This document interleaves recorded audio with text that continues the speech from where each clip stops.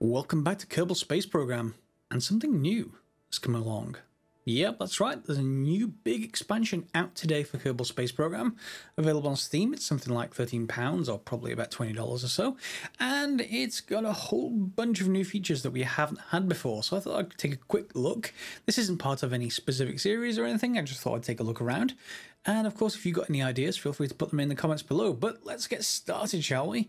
We can start a game, and now there's a whole bunch of other options. One, there's a mission builder. We're going to go into that in a minute. And there's also play missions. So let's just look at mission builder. This is a graph-style way of creating missions. So you can set, much like you had some tutorial missions in previous versions of Kerbal Space Program, you can create entirely new missions now. Just essentially by adding nodes to a graph. And, you know, we can just add nodes in here and stuff like that. So if you wanted to fly through a particular longitude and latitude, and then you had to land a vessel, we could connect all of these up using this kind of thing.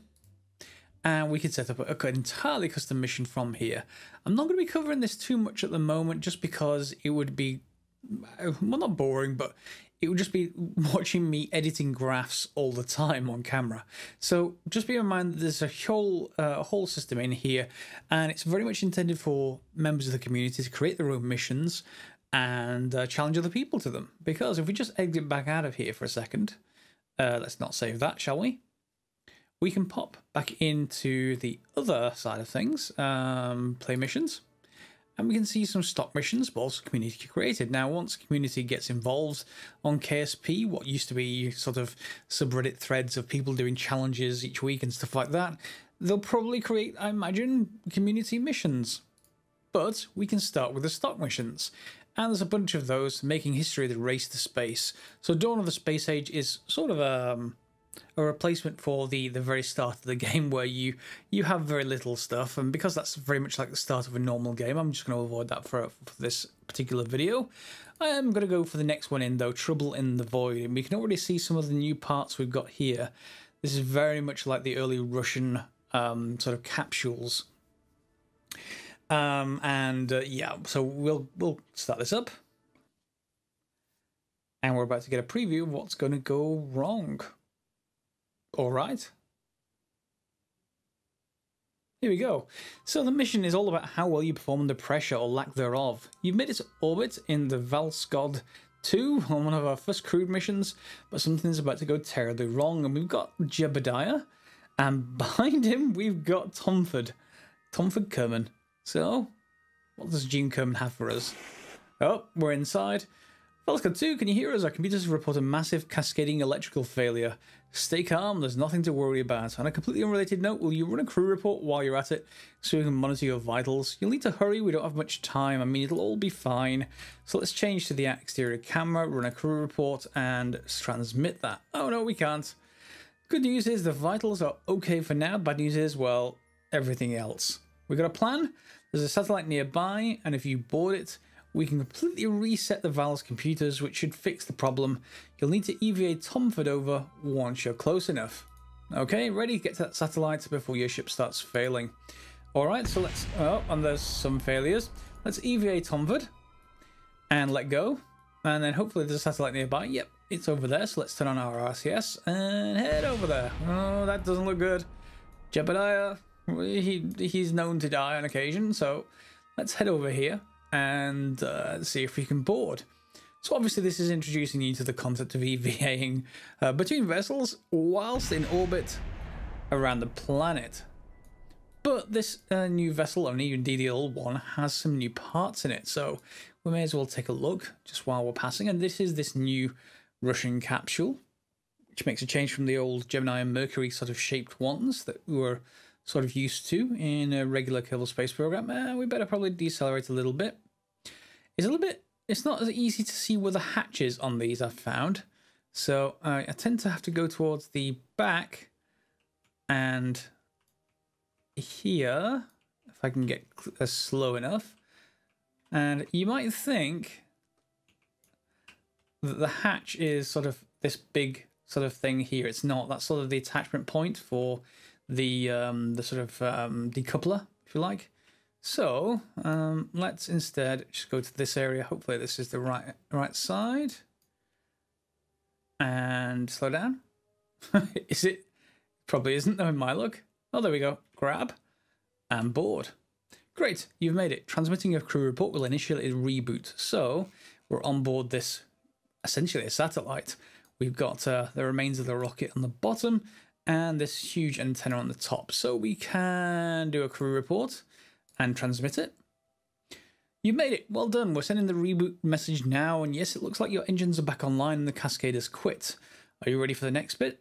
Electrical failure fried the valve systems pretty well. So one, you'll need to land the SWM-94. Good thing we've equipped our satellites to deorbit. Land as much as you can near KSC so we can do a post-mortem on it. All right, I guess. Let's take a look at where we are on the planet. So we want to land here, I guess. So I guess we're going to start up the SAS system. We're going to keep our throttle low, and that can just separate from the rest of our craft. Away it goes. And we're going to flip ourselves retrograde. And now, whoops, that might not be a good idea. Now we're going to try and come down somewhere near the KSC. So let's burn. And we're probably going to need to fly past it. And that may be too much. We should come down over the top, but let's just go prograde a little bit. And just get a bit higher, I want to say.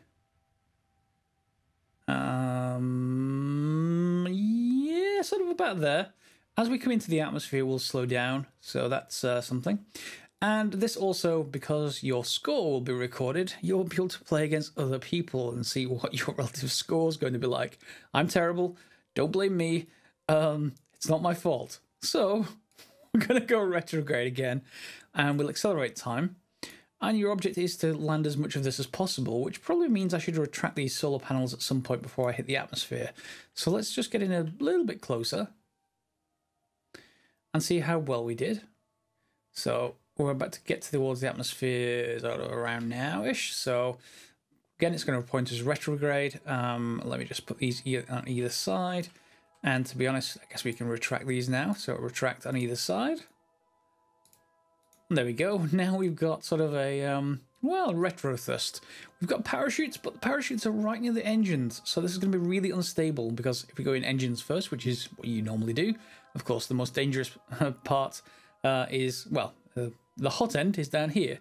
Here's where Tomford is sitting. So we probably don't want Tomford down at the bottom end. Anyway, we're in the atmosphere now. So we've got to fly this thing. Excuse me. It is almost like a spaceship by itself, or sort of a winged battlecruiser kind of like thing.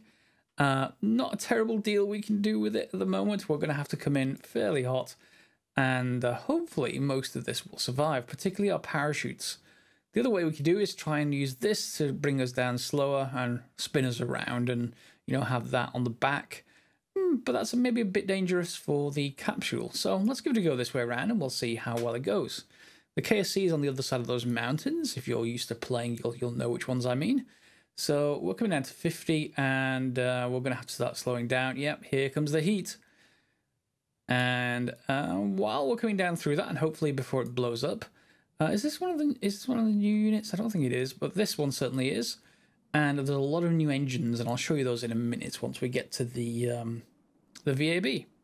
So in we come, 40,000, and let's just speed up time warp. Will I overfly? I may have just corrected too much. We'll see. It certainly won't be far away anyway. So it comes 1700, 1600, and well, I guess we can swim. Maybe I should have left it where I put it the first time, but of course that would have made us come in rather hot. And now we should be able to pull the parachutes. There we go. They'll auto-deploy, that's arming them. And to start with, we'll end up still going down okay, if we just remove SAS. In fact, no, oh, there we go. I could have kept SAS and kept us pointing engines downwards, but you'll flip around as soon as the parachutes deploy to the full version anyway, so there's not a great deal worthwhile doing there, unless you want to actually slow yourself down even more by just burning your fuel. Okay, so let's just, I guess, continue to time warp down. Well, maybe that is a long swim. 60 kilometers away. Maybe that is a bit much. In any case, let's land this vessel and see where we go to next. And here we are coming in for the landing. I'll just slow the time warp down a little bit. Nose first. Well, dish first. And into the water. Hopefully we'll float. There we go. Another happy landing. Now bring down the rest of the crew down in the Val. Okay. And it doesn't give us a prompt to do that. Now, what I would normally do is go back to the tracking station and then fly the other craft. So let's give that a go. I had some weird issues with doing that in the other sort of game I tried this in, but let's give it a go. So back to the Valskod 2. And now what we're going to need to do is fly this thing. Now this thing doesn't have as much stuff on it as the other one does. We just have this tiny engine, and I don't think there's any way for us to change our attitude without the engine being on. So let's make sure we're at 0 thrust. We are. And do we have to land near the KSP for this as well?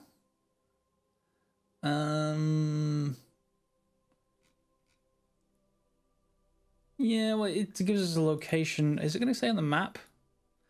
Yeah, it's going to say we should probably land there as well. So just like before, we're going to come around here and then bring our, or maybe here. So let's warp. Can we warp? Yeah, warp here. And our electric charge is going down faster than I'd like. Has to be said. But we want to try and land near the KSP as well. We're not going to get to hit each other, but at least we'll have some way of going through there. And maybe the engine will recharge our electric charge. Okay, time warp complete. So let's bring the SAS system up. Pointer's retrograde and nothing happens because our engine isn't on. And the only way to actually go retrograde in this thing is just to bring the throttle up a little bit, and the engine's gimbling should take care of the rest. There we go. Do we have RCS on board? Ah, RCS will sort it. Fine. No problem. So not just the engine then, but we are going to need to decelerate, so we are going to need the engine regardless. And can we get any better this time? Let's bring ourselves in over the top. And what do you reckon? About 31? No.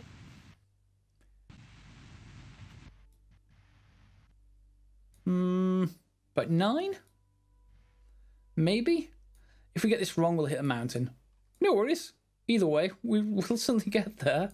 So we shut that down. RCS we can turn off for now, and then we're going to get down towards the atmosphere. This being like an early Russian probe, or early Russian capsule, got a nice crew hatch here, but it also has another feature on it.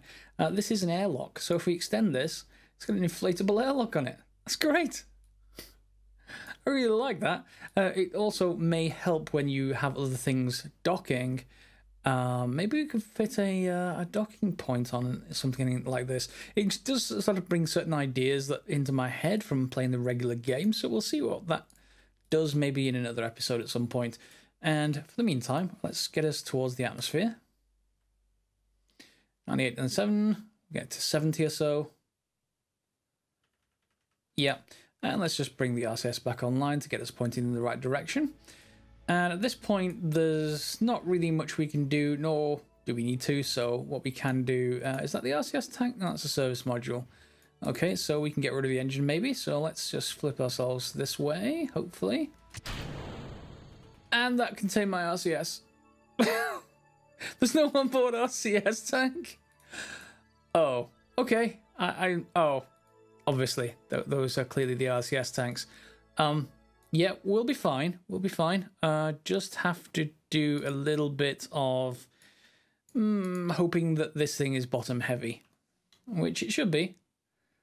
Let's see if that corrects itself. Oh, it should swing back the other way. Oh, it looks like it is. Good. All right, it is bottom heavy, so that should oscillate nicely down into sort of this facing towards the rest of the atmosphere that's about to hit us. So I'll see you closer to the ground. We can also pull this separator as well, which removes this whole sort of contraption from it and turns us much more into a ball. That's possible. I wonder if that's what's causing us to be bottom heavy though. So if I pull that, maybe it's best to wait until we're lower in the atmosphere. And looks like I massively undershot this one as well. So clearly my piloting skills are absolutely terrible. However, can we get rid of this bottom section now? Well, we can. It was maybe something that was a bit too securely attached to us, and we can pull a parachute, of course, and head down towards the ground. Now, the problem I had with this mission was that it didn't seem to complete automatically. So I'm just going to wonder if this will actually do it this time. I may have clicked recover on the other vessel, so maybe you have to have them both down but not recovered at the same time. So let's give this a go. And in we come towards a couple of thousand meters, and this should open. Yep, and then we'll head towards the ground. Well, water. And that mission succeeded just fine. I've got a score of 4,000. Let's see if you get something better. I obviously overshot and undershot the KSC, so you probably can get a much better score than that. Let me know. Feel free to put it in the comments below, and know if you get a score of over 9,000. Yeah, that reference. Anyway, so let's head back to the main menu, and we can start a new sandbox. And we'll take a look. Let's just override that. At a couple of the new features. Okay, let's wait for the KSC to appear. Yep, thanks, I've got it. So if we have a look at the tracking station, just for a minute. Yep, we'll see there are multiple launch sites now. Now, this was something that was in a, shall we say, modded version. So you have the KSC switcher in that modded version with different launch sites with realism overhaul. However, there's a Kerbal Space Center, and if we look on the opposite side of the world and not on the equator, which is important, we've got the Woomerang launch site. So sort of like the Australian, I think it's Woomera, the real one. Anyway, the Woomerang launch site. So yeah, we'll actually in Kerbal Space Program we'll have a non-equatorial launch site, which will get us into inclined orbits, of course, but it's quite high up as well. So that's going to be interesting. So we can certainly launch towards polar, that much is for certain. Yeah, maybe much easier to get to the polar biomes and stuff like that. So, yeah, quite like that. And if you want to change to it, I think if we just go into... let's actually just take a look what it looks like. Let's just go into Vehicle Assembly Building. And just for a moment, let's... can we load... Is there any default craft here? So, yeah, stock craft. Are any of these new? Oh, these are some of mine as well. Yes, these are some of mine as well. Are they not? Nope, nope, they're all stock. Okay. That's fine. We just want something to take off with, so let's just pick, I don't know, the ComSat LX. Let's just load with you. And now you'll see if we hover over launch, right, it's down here. Oh, little thing. If we hover over launch, we can choose the Woomerang launch site. If I can click on the right... Ah! Will you let me click on you? There we go. And we can launch. So here we are on the Woomerang launch site. This is... well, this particular ComSat is sort of inclined like a non-guided sort of orbital kind of thing, or at least something like that. It might not go all that well. However, I don't know. Let's just fire this thing and we'll see this launch site as we go up. All right, so here we have the launch site, and unfortunately, let's just actually enable SAS. We've got a mountain in the way, so don't fly too low. But yeah, it's a very, very small launch site. It's certainly not like the KSC. However, it is looking like a really cool place to launch from. Now, which way am I going? Am I going east? I am. Good. And yeah, so this is going to bring us into an inclined orbit if we just keep going the way we normally do. And yeah, that's going to take a little while. And there we are on the planet. So we're going to come all the way back around again. So it might be useful for fulfilling some missions. We'll see. Okay, so in addition to new features like a new launch site, we have a few other things. For example, if you level up your little astronauts, as you get into 3 stars or so, they now have a personal parachute. So if your craft is ever, shall we say, burning and exploding, you can always jump out, take your chances, and then parachute down. Or I guess in those missions where you try to get over to the island runway and things are about to go wrong as you're landing a plane, I guess again you can jump out and try and parachute down. In the VAB, however, we've got a whole host of new parts that we can take a look at. So again, we've got these early Russian-like reentry modules, so the precursors of the Soyuz. And what are the differences between them? Aside from the way... Oh, it's just crew capacity, is it? Yeah, it's 1, 2, and 3 man capsules. Otherwise, I think they're the same... They're actually the same size, are they? Let's have a look. Yeah. Apparently we're just packing people in more into the same space. We're miniaturizing the equipment so more Kerbals will fit in. Okay. So there's a bunch of other things as well. So we've got Mark 1-3 command pod. Pretty nice. Quite like it. Let's have a look at some other ones as well. We've got Mark 2 command pod in there as well. We've got the Moonlander. So this is something that you always had to assemble yourself or use the lander can. Now there is a Moonlander. I think there's a shroud as well in here that fits it. Something like that. Yeah, I was hoping that would fit. Is it just an option on the part itself? No. Okay, so there is probably an adapter for this to go, because you normally require legs on this thing and it wouldn't be easy to... well, land if you try to attach your legs onto that part, so I'd assume there is going to be a part in there for that. There's a whole host of new fuel tanks, and they have different variants. So now this variant lets you choose the color scheme. So like the procedural parts, I think is it procedural parts?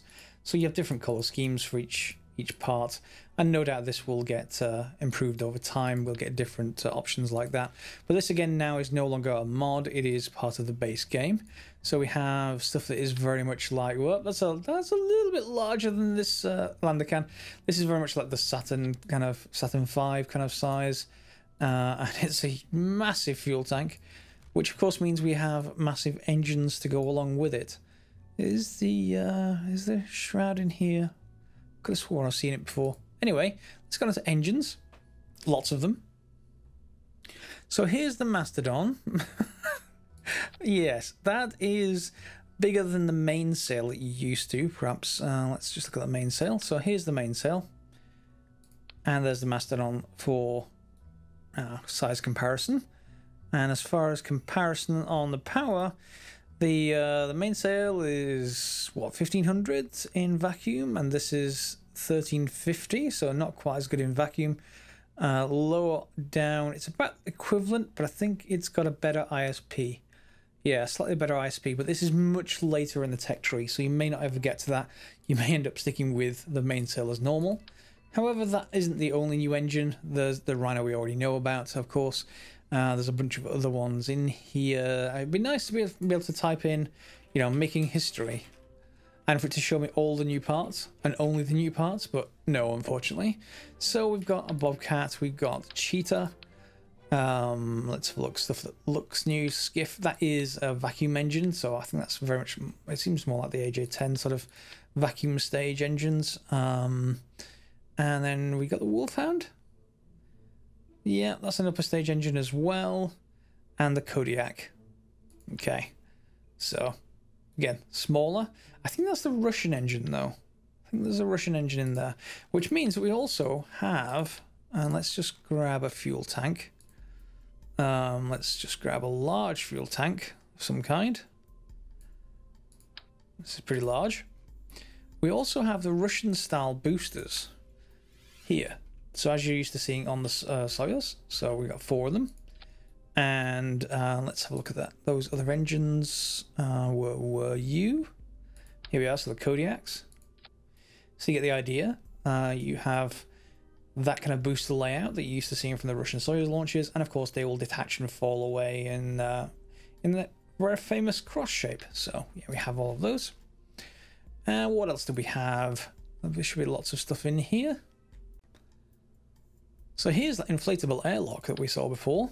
That's actually, I guess we can actually put it on top of this. Not that it's perhaps meant to go there, but let's just reduce our size. I guess we can attach it.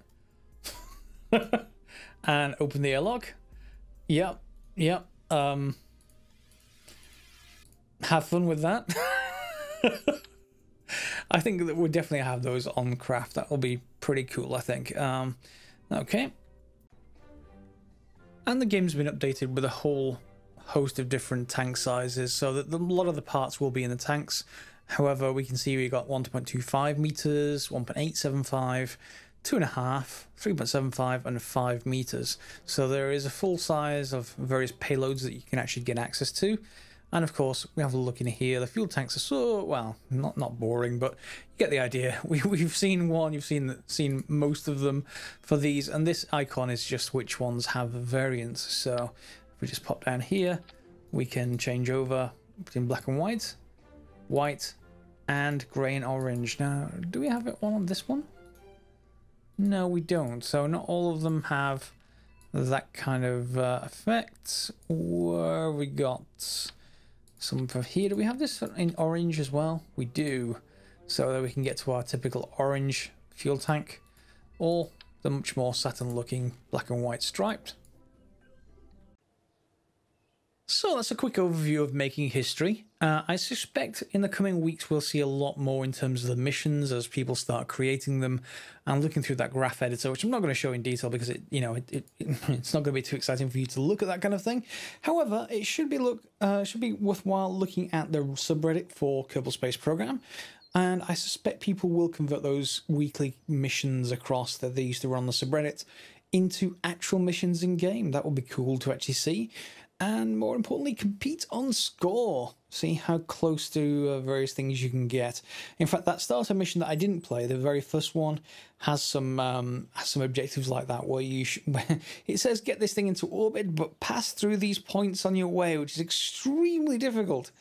And you don't have any kind of SAS, so good luck with that. Anyway, just thought I'd do this quick video just so you guys can see some of making history and see whether you want to buy it yourself. I mean, this isn't a sponsored video or anything. I just like Kerbal Space Program. Hopefully you guys do too. So from the new Kerbal Space Center in Making History, as always, thanks for watching.